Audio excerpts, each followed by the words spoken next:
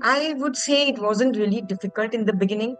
All you need is some kindred soul who speak to you, who understand where you come from, and just find those kind of people who will support you. So once you built that kind of a support system, and the legalities of setting up an organization is done, and also your cause is very clear, then it's not such a big challenge. But of course, limited infrastructure, low awareness in India about child rights, and especially uh, low awareness about small homes where children could live like a family.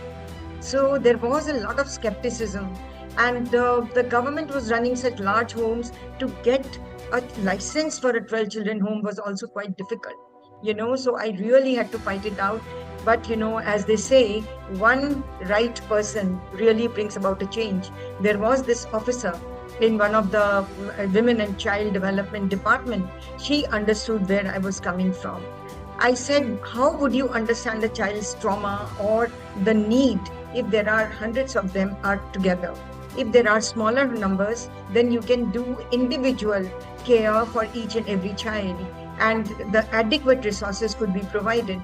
So she understood my point, and they allowed me the first license. Then, of course, more licenses came, and we set up 17 homes at one point of time.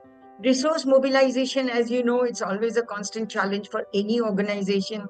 But I think we were really blessed. We have been able to find, actually, I always say the man upstairs, God, he's there to help us. So I don't have to worry about resource mobilization. He takes care.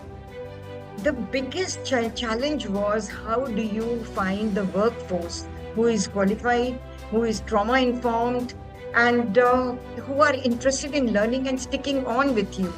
Children, they have suffered unstable families, broken relationships, and then they come here in a children's home. They want, that kind of a stability. But the reality of the world, at least in India, is that it's very difficult to retain people because, it's becoming like any profession. Earlier it used to be different. It wasn't really, social work was really looked at only as a profession. Mostly people with large hearts, they were coming here. So, but the things have started changing. So it becomes very difficult to get qualified and trauma informed workforce. Also, to develop partnerships, both at the local and international level, with policymakers to your next door neighbor. How do you develop these kind of partnerships with different NGOs, with different funding agencies? So these collaborations were again difficult, but it wasn't very difficult. We were able to do. I think the key is you have to persist. There has to be a transparency in your work, and of course, an unwavering belief in your mission, which can take you forward.